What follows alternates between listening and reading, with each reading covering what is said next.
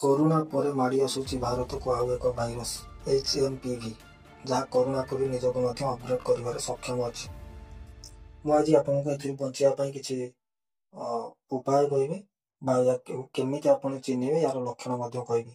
ତଥାପି ଏହା ପୂର୍ବରୁ ମୁଁ ଜଣାଇ ଦେଉଛି, ଭାରତରେ ପ୍ରଥମ ଥର 2 ଜଣ ଆକ୍ରାନ୍ତ ଚିହ୍ନଟ ହୋଇଛନ୍ତି। HMPV ଭାଇରସରେ ବେଙ୍ଗାଲୁରୁରେ 2 ଜଣ ଆକ୍ରାନ୍ତ ଚିହ୍ନଟ ହୋଇଛନ୍ତି। 2 ଜଣ ଆକ୍ରାନ୍ତ ମଧ୍ୟରେ ଜଣେ 8 ମାସର ଶିଶୁ ଓ ଆଉ ଜଣେ 3 ମାସର ଶିଶୁ ଅଟନ୍ତି। କେନ୍ଦ୍ର ସ୍ୱାସ୍ଥ୍ୟ ମନ୍ତ୍ରଣାଳୟ ପକ୍ଷରୁ ଏନେଇ ସୂଚନା ଜାରି ହୋଇଛି। ନିୟମିତ ଚେକିଂ ସମୟରେ ସେମାନେ ସଂକ୍ରମିତ ଥିବା ବାବଦରେ ଜଣାପଡ଼ିଥିଲା। ଉଭୟ ଶ୍ୱାସଜନିତ ସମସ୍ୟାର ଶିକାର ହୋଇଥିଲେ। ସଂକ୍ରମିତ ଶିଶୁଙ୍କର କୌଣସି ଟ୍ରାଭେଲ ହିଷ୍ଟ୍ରି ନାହିଁ। ବେଙ୍ଗାଲୁରୁର ଏକ ଘରୋଇ ଡାକ୍ତରଖାନାରେ ଶିଶୁମାନଙ୍କର ଚିକିତ୍ସା ଚାଲିଛି। ସେପଟେ ମହାରାଷ୍ଟ୍ରର ଏନେଇ ଆଲର୍ଟ ଜାରି କରାଯାଇଛି।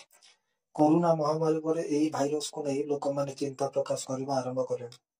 ଏହି ରୋଗ ସାମାନ୍ୟ ଲକ୍ଷଣ ଦେଖାଉଛି ବୋଲି ବର୍ତ୍ତମାନ ପର୍ଯ୍ୟନ୍ତ ସୂଚନା ରହିଛି, କିନ୍ତୁ ଲୋକମାନଙ୍କ ମଧ୍ୟରେ ଏକ ଭୟ ଅଛି ଏହା ରୂପରେଖ ବଦଳାଇପାରେ। କରୋନା ପରି ମାରାତ୍ମକ ମଧ୍ୟ ହୋଇପାରେ। HMPV ଭାଇରସରୁ ବର୍ତ୍ତିବାକୁ ହେଲେ ଆପଣଙ୍କୁ ପ୍ରଥମେ ଏହାର ଲକ୍ଷଣ ବାବଦରେ ଜାଣିବାକୁ ପଡ଼ିବ। କୌଣସି ରୋଗର ଲକ୍ଷଣ ଯଦି ଆପଣ ଜାଣିଛନ୍ତି ତ ତାଠାରୁ ଆପଣ ସହଜରେ ବଞ୍ଚିପାରିବେ ବା ନିଜକୁ ରକ୍ଷା କରିପାରିବେ। HMPV ଭାଇରସର ପ୍ରାରମ୍ଭିକ ଲକ୍ଷଣ କ'ଣ ଅଛି ସେଗୁଡ଼ିକ ମୁଁ ବର୍ତ୍ତମାନ କହୁଛି ଆପଣଙ୍କୁ। HMPVରୁ ସୁରକ୍ଷିତ ରହିବା ପାଇଁ ସ୍ୱଚ୍ଛତା ଅତ୍ୟନ୍ତ ଗୁରୁତ୍ୱପୂର୍ଣ୍ଣ ଅଟେ। ଯେତେବେଳେ ଏହି ଜୀବାଣୁ ସଂକ୍ରମିତ ବ୍ୟକ୍ତି କାଶ, ଛିଙ୍କିବା କିମ୍ବା କଥାବାର୍ତ୍ତା ହୁଏ, ସେତେବେଳେ ଏହା ବ୍ୟାପିପାରେ। ଆପଣଙ୍କ ମୁହଁକୁ, ବିଶେଷ କରି ଆଖି, ନାକ ଓ ପାଟିକୁ ବାରମ୍ବାର ଛୁଅନ୍ତୁ ନାହିଁ, କାରଣ ଏହା ଦ୍ୱାରା ଭୂତାଣୁ ଆପଣଙ୍କ ଶରୀରକୁ ପ୍ରବେଶ କରିପାରେ।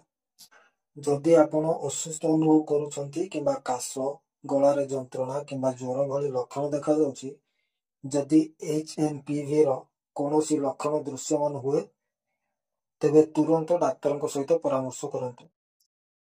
ସଂକ୍ରମଣର ଆଶଙ୍କା କମାଇବା ପାଇଁ ଜନଗହଳିପୂର୍ଣ୍ଣ ସ୍ଥାନରେ ମାସ୍କ ପିନ୍ଧନ୍ତୁ।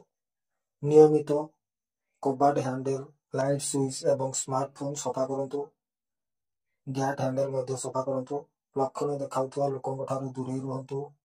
ଯଦି ଆପଣ ଛିଙ୍କୁଛନ୍ତି କିମ୍ବା କାଶୁଛନ୍ତି, ତେବେ ପାଟିରେ କୌଣସି କପଡ଼ା, ଟିସ୍ୟୁ ପେପର କିମ୍ବା ହାତରେ ଯଦି ବି ଦେଇକି କାଶନ୍ତୁ କିମ୍ବା ଛିଙ୍କନ୍ତୁ, ଆଉ ତୁରନ୍ତ ସାନିଟାଇଜ ମଧ୍ୟ କରନ୍ତୁ।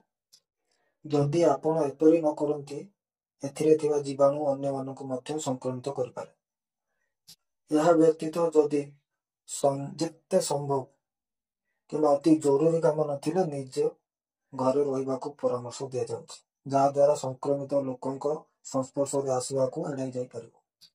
ବର୍ତ୍ତମାନ ସମୟରେ ଲୋକମାନେ ହ୍ୟାଣ୍ଡଶେକ୍ରୁ ଦୂରେଇ ରୁହନ୍ତୁ। ଏହା ବଦଳରେ ନମସ୍କାର କରିବାକୁ ଚେଷ୍ଟା କରନ୍ତୁ। କରୋନା ଭଳି ପରିସ୍ଥିତି ବେଳେ ଯାହା ଚାଲିଥିଲା ସେଭଳି କିଛି ଏଥିରେ ମଧ୍ୟ ଆପଣାଇବାକୁ ପଡ଼ିବ। ମିଳିଥିବା ସୂଚନା ଅନୁସାରେ ପିଲା, ବୃଦ୍ଧ ଓ ଦୁର୍ବଳ ପ୍ରତିରୋଧକ ଶକ୍ତି ଥିବା ଲୋକଙ୍କୁ ଏହି ରୋଗ ଆକ୍ରାନ୍ତ କରିପାରିବାର ଆଶଙ୍କା ଅଧିକ। ତେଣୁ ପିଲାମାନଙ୍କୁ ଏଥିରୁ ରକ୍ଷା କରିବା ଦାୟିତ୍ୱ ବାପା ମା, ଅଭିଭାବକମାନଙ୍କର। ଦୁର୍ବଳ ପ୍ରତିରୋଧକ ଶକ୍ତି ଓ ରୋଗାଗ୍ରସ୍ତ ଲୋକଙ୍କ ଖାଦ୍ୟପେୟ ପ୍ରତି ସାବଧାନ ଧ୍ୟାନ ଦିଅନ୍ତୁ। ଶାରୀରିକ ପରିଶ୍ରମ କରିବାକୁ ଅଧିକ ଚେଷ୍ଟା କରନ୍ତୁ। ଏସବୁ ସତର୍କ ସୂଚନା ଜଣେ ଆପଣେଇଲେ ସହଜରେ ଭାଇରସରୁ ନିଜକୁ ରକ୍ଷା କରିପାରିବ। କରୋନା ଭଳି ଏକ ବଡ଼ ମହାମାରୀରୁ ବର୍ତ୍ତିବା ପରେ ଏହି ସତର୍କତା ଏକ ପ୍ରକାର ଅଭ୍ୟାସରେ ପଡ଼ିବ, ଯାହା ବର୍ତ୍ତମାନ ଆପଣଙ୍କୁ HMPV ଭାଇରସରୁ ସଂକ୍ରମିତ ନ କରିବାରେ ଆପଣଙ୍କୁ ସାହାଯ୍ୟ କରିପାରିବ। ଧନ୍ୟବାଦ।